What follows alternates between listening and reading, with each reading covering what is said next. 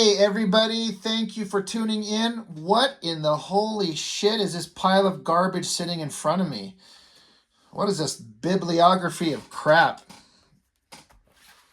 Well, the comic is called Bliss, and this is my brother's book.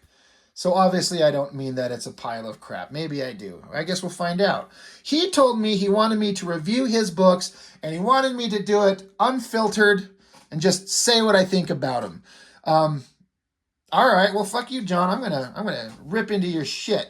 So I decided to spread out all his works that I've got. I think I'm missing one. I've got this one book here, and it's Act Two. I've got the first one somewhere. I couldn't find it. Whatever.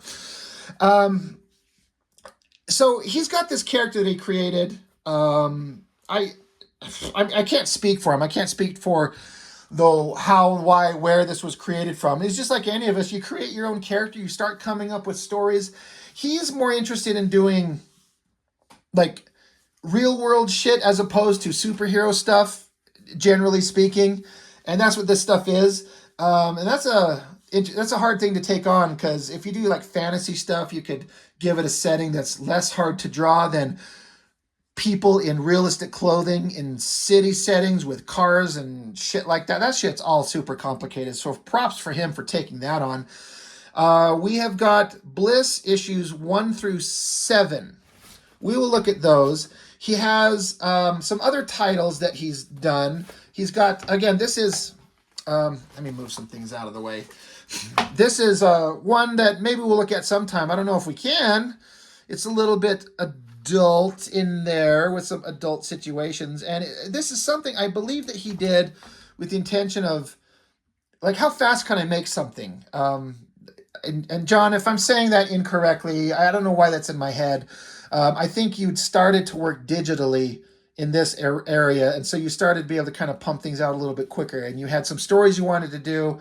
So you started pumping out some stories. So he did this, and it's a little bit more of a mature title. There's a little bit more graphic stuff going on inside there.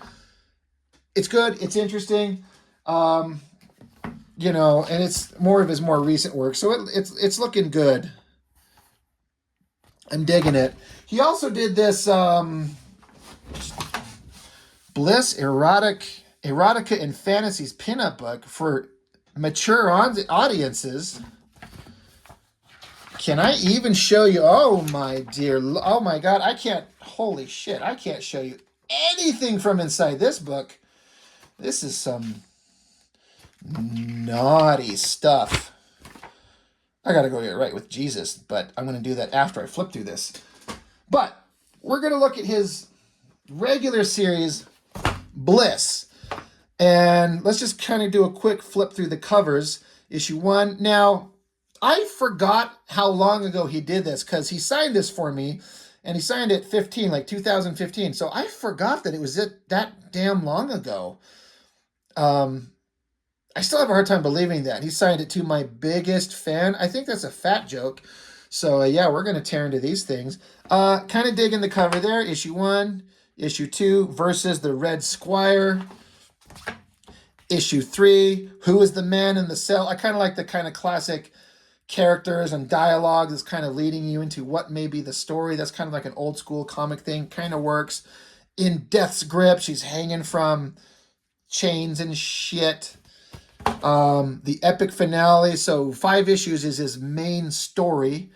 So that's where that ends. And then me and him have actually already gone over this book on my channel. This is a book that he wrote and I drew. This is my artwork in this one, so it's really good. Just kidding. And then this is his most recent one. He's working on a next one, but Bliss issue 7, 40-page special. This was a combination of a bunch of stories that some other artists help him do. There's a lot of interesting stuff. We'll get to that eventually. But we're going to look at issue 1, maybe issue 2. We'll see how quickly we get through things. There's too many to look in one shot and give it a real, to have the opportunity to really rip these things apart. But he was honest. He said, it's old. I know there's things that artistically are not great. He's like, just be honest about it. So fuck him. We're going to be honest about it. I dig the cover. I really do. this is something that we all kind of have to figure out when you're kind of creating your artwork, scanning it, saving it, putting it together. It's like, hey, it's not just drawing the book. You got to put words on it. Then you got to do an inside front cover. And if you want to say something, you got to like put it together and put in images and make it look interesting. It's a little bit low resolution. It's a thing that you end up solving as you figure out how to do it. But if you look at it up close, I don't know if it shows it very well. It's kind of pixely, and the artwork itself is kind of pixely. It doesn't seem to show through the camera, but I can see it with my eye. But for all the artistic failings that you might find in a amateur artist's work, we all have it, and this is older work. He's certainly better now. I've said this before, and I'll say it again. I think he's a much better writer than me, for sure. I think the story actually reads really well. But there's this girl. She's at a diner, slumped over a table. There's a bag with her. What's going on? And she just wakes up. The story is that she wakes up and she doesn't know how she got here. She doesn't know who she is. She doesn't have any memories, I believe. She just wakes up. And what's going? She's got a cup of coffee sitting in front of her. There's a bag.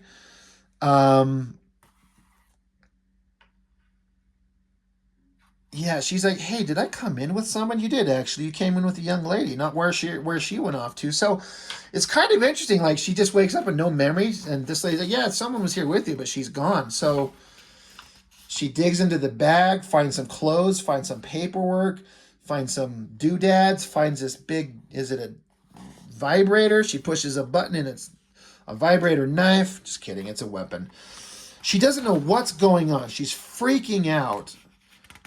So she runs off, runs into an alleyway, and then suddenly cops are there. Cops are on there to get her. They're like, you didn't eat and run from the diner, did you? What's your name? And she's like, I can't remember. So they're kind of looking at each other. So they instantly jump on her. Put your hands behind your back. Well, what? Why? Like, because I said so, scumball cops. So... But they're saying to each other, is it in there? And they're like, I found it, this key looking thing. They obviously want this, and they say, kill her. Something's going on, so she starts fighting back, and apparently she's a super badass warrior babe. His layouts here are pretty exciting, visually interesting. Awesome kick. I like this where she snaps the chains apart. One cop shoots at her, and she uses the other guy as a human shield. More kicking, jumping, shooting, fighting, defending herself from the cops. She gets out that weapon that was in the bag, and it's an expandable like sword type weapon, and just stabs the guy. So now, despite everything that's going on and no memory, she's already been in a fight and killed a cop. She kind of freaks out. Her hands are covered in blood. You see that the guy on the ground, there's like a tattoo design on his hand. And so she runs off into the night. Maybe the next morning she's been walking the streets, walks by this construction site. If I remember correctly, I hope I do, this is like a play on the Muppet movie, the Muppets Take Manhattan. I think Miss Piggy was walking by a scene, and there are a couple of construction guys are like hooping and hollering at her, and he took that scene from here. My brother likes to do this stuff, and I love it. He'll take little scenes, bits of dialogue, conversational bits, and just throw them in the background in places, and just kind of like, do you recognize it? Do you know what it is from? I believe that's what that is. But so they're talking some like stupid, scummy guy shit, and when she kind of turns to look to them, they can see that she's got blood on her, and suddenly they're like, oh, wait. All joking aside, it's like, Is she hurt? Shit. It's like, dudes, go get some water. They kind of actually help her out. And like, we got to call the cops. So she kind of freaks out. No cops. And he's like, all right, no problem. But then she like passes out. And then it kind of goes to this transition page of girl dragon monsters talking about some kind of shit. Something's going on. And then boom, she wakes back up like she had a vision or something. And there's this one of the construction guys and this girl, and they're talking about, hey, you're safe. You didn't want the cops. We brought you here. We're here to help you. What's your name? And she can't remember, but she has visions of the cops that attacked her looking kind of monstrous. And Bliss, her name is Bliss. I'm sorry, I'm trying to figure out why did she just come up with that. You'd think if I was a good brother, I'd read his book and knew it heart and soul, but fuck you, don't worry about that. Bliss, huh? Is that your stripper name? She's like, what? No. She's like, just checking. Geez, is Angelica your stripper name? She's like, it is actually. Oh. So anyway, this girl's a stripper, which is fine. We all like strippers. So some storytelling. So they kind of like, they meet each other. She doesn't know who she is, but obviously this is a person who's going to help her out. And a guy friend, they've made a connection. They're friends. And, if you want to read the book, you know what? Hit them up and buy it. I'm not going to read it to you, but I'll show you almost everything. But she ran into some people that'll help her out. They're going to get her a job. And they're even saying, she's like, I don't know what I can do. I don't have any memories. How am I going to live? And she's like, well, with a body like yours, you could be a stripper like me and make a lot of money. She's like, no, thanks. And so she's like, well, it's either that or you work construction with Dwayne and the boys. What'll it be? You want to be a stripper or do you want to work construction? This girl went and worked construction. I actually like that. That's pretty cool. The guys are saying, hey, goodbye. Check you later. She goes down to her truck, gets in it, cranks on some music. And this is something that my brother does. I don't know that I've seen this in any comic book before. I'm not saying it's never been done. But he throws in the music signs and puts in I almost said dialogue, the lyrics to a song. And it's a song from Footloose. And it goes on into here. It's the song in Footloose where I think the guy, the Kevin Bacon character was doing that big dance scene where he was frustrated in that warehouse and doing the dancing. That's the lyrics that are playing here. So it's as close as you can get, I think, to having music in a silent comic book. She plays it, and if you know the song and you're reading the lyrics, you're just kind of singing along to yourself, and I can see it. So she turns on the music, she changes her clothes, and she's going to do a construction site workout, and just does this kind of montage page of her exercising, handstands, kicking, punching, working out. Pretty badass. I actually really like it. He does some version of this in every issue, and I legitimately dig it. It's especially good if you know the song. If you don't know it, then it kind of loses its impact. There's one song he did, I think it was a Slipknot song, and I had to ask him, like, what the fuck is this? And he's like, it's Slipknot. I'm like, oh, I know like one of their songs. But that's fun. But while she's doing this, a hand throws kind of a batarang looking thing, kind of cuts her leg. She falls to the ground. He catches it. And this guy shows up. He's like, I've been looking for you for a long time. And there's this douchebag. And now that I found you, I can make you pay for ruining my life. So, interesting, right? Like, she doesn't have any memories, and this dude shows up, and he's like, you fucked my life up so I can take it out on you. I'm going to get my revenge on you. To be continued. So, I mean, he's my brother. I'm kind of biased. Pretty interesting first issue, right? I think so. I think it reads... The thing is you could take a story of anything, and even if it's super cliche in every aspect, if you present it in an interesting way, it works. I will cite Star Wars as an example. Back when Star Wars was good, we're talking the original trilogy, the first movie, there was nothing about that movie from a story perspective or a character perspective that's new. Farm boy, princess, roguish guy, villain in black, good guys fighting bad guys, but the presentation of the material was so interesting, it worked better than anything it ever had before, ever. And I think that's, the concepts in here are all versions of things that you've seen before, but you just take bits and pieces from things that you like, you mix it up into your own unique way, add your own spin on dialogue and characterization, throw in a way to have music in your book, and you come up with something that's interesting, and it works. And it did. Even if he's making fun of me to my biggest fan, fuck you, dude. It works. So we did issue 1. Let's look at issue 2 as well. He told me to be honest, so I'm going to be honest. I like the concept of the cover. The drawing of this guy and his lower legs suck. I'm sorry, John. I love you. You can kick me in the nuts later. You really fucked up his legs here. And kind of her legs, her anatomy and her stomach are kind of. I like the drawing idea, but I think it kind of looks. This all looks kind of weird, and his legs look just strange. I'm sorry. Not my favorite. I'm on board with all your other covers. That's the one I don't like. So you can take it out on me later. So again, he does issue 2. He kind of does a recap of what happened in the first one. He did a Kickstarter on the last one. He did a Kickstarter for that first book, and it was successful. I can't remember like what his goal was. It wasn't a lot, but he, throw in a thank you for everyone that supported it. So, that's awesome. He did another Kickstarter, got this one printed up. And so it starts out with, this is the character from the end of the last issue. Reading the text, this is the White Knight and this is the Squire. It's supposed to be an obvious Batman and Robin, but you got the Dark Knight, but so he actually made him like a knight, which I think is like, it's obviously Batman and Robin, but it's just a way to do an alternate version of him. I think it's interesting. I like that type of stuff. I find that interesting. They were heroes. They were happy, especially the Robin Squire guy, until the Reaper came to claim us. My master was taken first, caught unaware by a cowardly attack.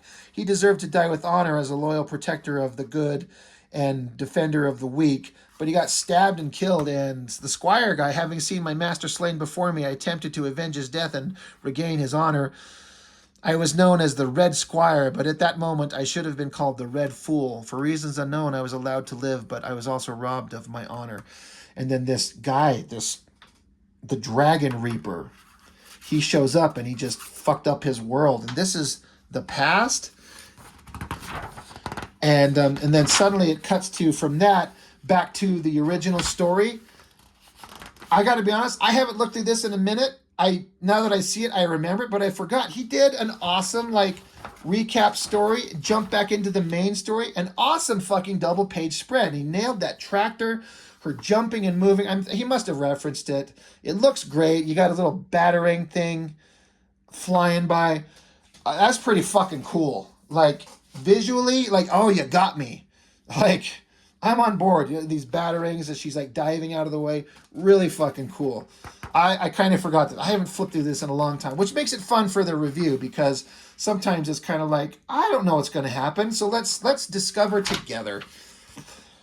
So they're going to fight. He's going to talk a lot of shit. She's like, I don't know what you're talking about. I don't have any memory. He's not going to buy it. So, looking at it, I already know. You seen the first live-action Ninja Turtle movie? You remember when Raphael faced off against Casey Jones, and Casey pulled out, he had 2 baseball bats, and he swung, swipe, and then Raphael caught the bat and says, a Jose Canseco bat? Tell me, you didn't pay money for this. Just a funny little homage to a great scene in a great movie. Like in the other one, there's things like that spread out through all these books. I fucking love that shit. It just makes me smile.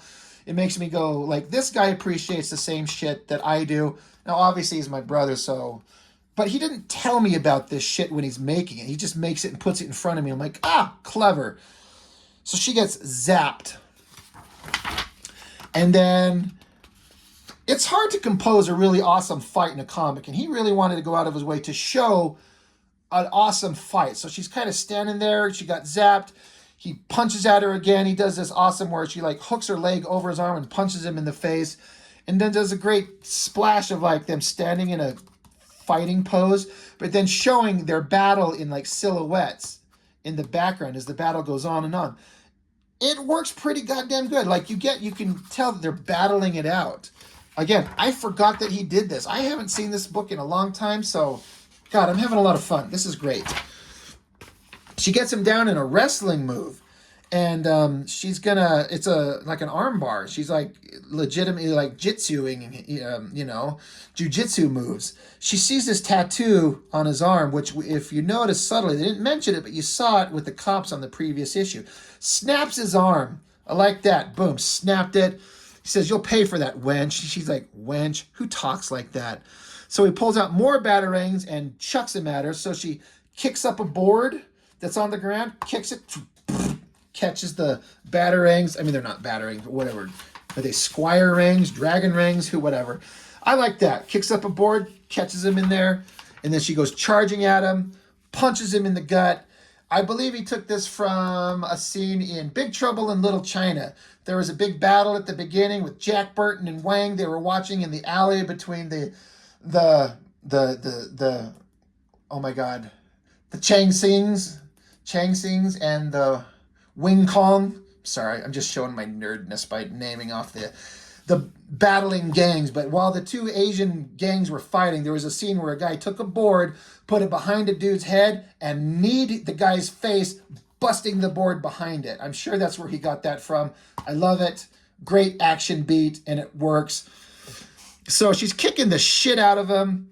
And then, her buddy shows up. They're talking, and the squire picks up a grenade, throws it. It explodes. And I guess that's how he's going to make his escape, as he does. Of course, we're going to have a little sexy time, because the girl jumps on the dude and dives, gets him out of the way. Move!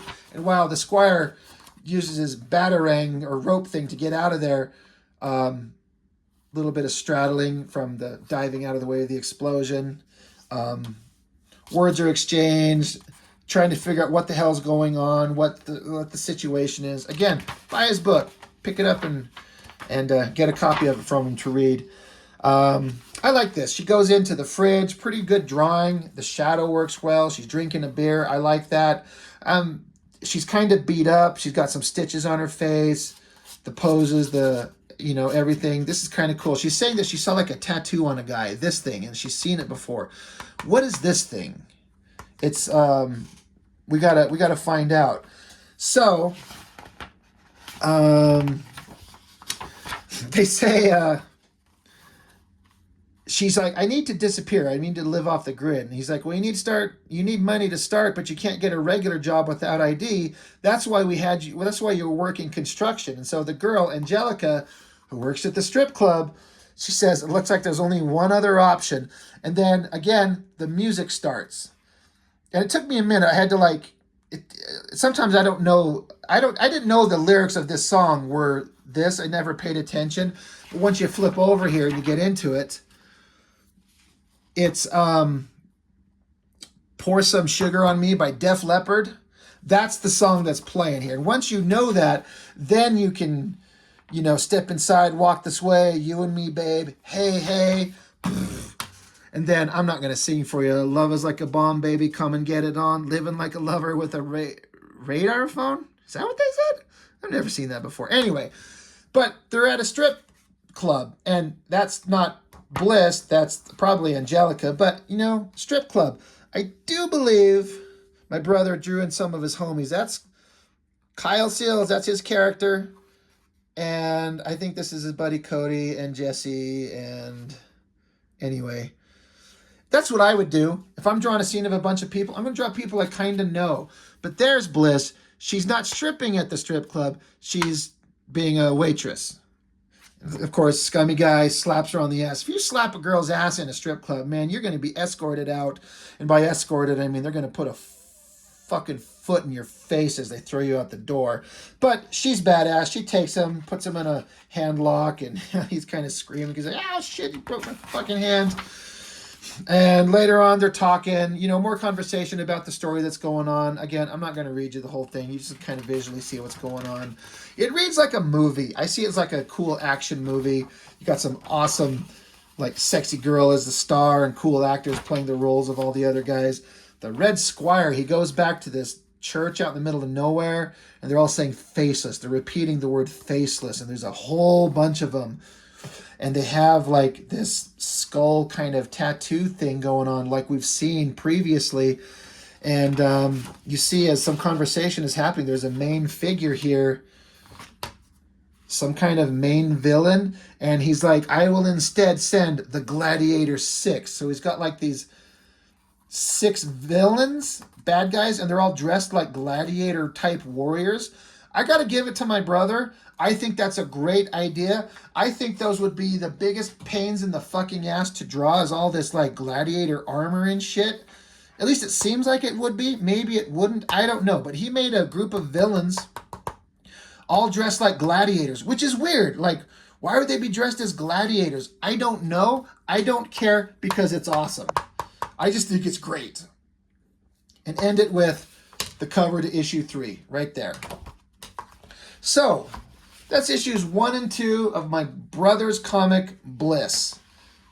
We will be looking at them all eventually. We'll get into issues 3 and 4, and then we'll get through them all. But that's enough time. We're not going to go too much longer. It's a fun book. It's well written and completely biased. I know he's my brother, and we got a great relationship, so it's not like I hate the fucker and I can rip on his shit, but I'm also trying to be objective about it. But I legitimately like it, you know? I think it's good. Artistically, we all have things to grow and work on, but I see a artistic growth page by page, book by book. It just gets better and better and better. We all struggle. I've showed off my old shit on my channel, and there's stuff that just looks terrible. But, I mean, we all start somewhere. But if the passion is there, and you really care about the art form, and you really want to tell a story, even if the artwork is terrible, and I'm not saying that, but I mean, if you're trying to compare, you know, something like is drawn like this with a Jim Lee comic book, you're like, well, God, this looks good and that doesn't. Well, if you're holding it to that kind of standard, sure. But I'm going to be 100% honest. And this is no bullshit just because I'm talking about my brother. I would rather read this story than ever read that comic book again in my life, ever. Or that boring shit. Or this god-awful boring shit. I would read my brother's books before I read anything written by Stan Lee, Todd McFarlane, and Robert Kirkman, or drawn by Jim Lee and hack-ass Scott Lobdell. These were fun and interesting, and the passion shows through in the story and the artwork, even if the artwork is not technically as good as you would think it should be. Anyway, that's my brother's books. They're good. He's got copies of them available. I will link his stuff so you can find them when I post this video up. So it should be in the description. Hit him up and buy some of his books. Support a local artist or an independent guy. Pick up something that's different and new. You know, you could get all 5 of the first run. Get sent to you. You could get the current ones he's doing. He's got another one he's working on. It'll be done in a couple of months for the next comic convention we go to locally here. You know, it's something different. Corporate comics bore the fuck out of me. I was just talking with one of my buddies, Isaac Bell, recently. We were on the phone yesterday. And, I mean, he's doing his own comics. I've talked about that. He does his book, Metal Shade. It's some super epic badass shit. He's doing Kickstarters that hit $60,000 on Kickstarter. Then he gets even more on the back end when he puts it up on other places. He doesn't work for Marvel or DC, but he's making a great living doing his own shit. And that's the future of comics. Marvel and DC are dead. They're boring and no one gives a fuck. But the fans are there, and fans are willing to pay for work that they like. It's just the trick of getting it out in front of people's eyes. And I do my best. I've showcased several small press books. I'm getting a small little following on my channel here, and I've shown off a couple from my friend Saul Haberfield, my friend Brian Taylor, my friend Jennifer Ball, and her book based on the Boy Meets World TV show. Excuse me. Showing off my brother's book here. You know, these things are more interesting than anything from Marvel or DC, in my opinion. There's a lot of work out there. There's a lot of good stuff to read. Pick up something new. Look up something different and support an independent guy if you got a few bucks sitting around and you're interested in that. Or if not, well, you can at least see it from here and leave a comment. And don't leave a comment to me necessarily exclusively, leave a comment to my brother about his book. What did you think about what you saw? Does it seem interesting? You know, he wants to know. And again, he's objective. He knows that some things are not perfect, and we all got, you know, room for improvement. But leave comment to me or him. And I don't know. I guess that's all I got for now. So I appreciate you watching, as always. I've got 400 subscribers now, and it blows my mind. And I'm having so much fun. And I say this too often, but I don't want anybody to forget that I'm humbled that any of you sit here and watch this and listen to me. I've gotten a lot of great feedback, and it means the world to me. And I'm going to keep going as long as I'm alive. As long as I'm kicking, I'm interested in doing shit like this because it's fun. Anyway, enough yapping from me. Thank you. See you next time.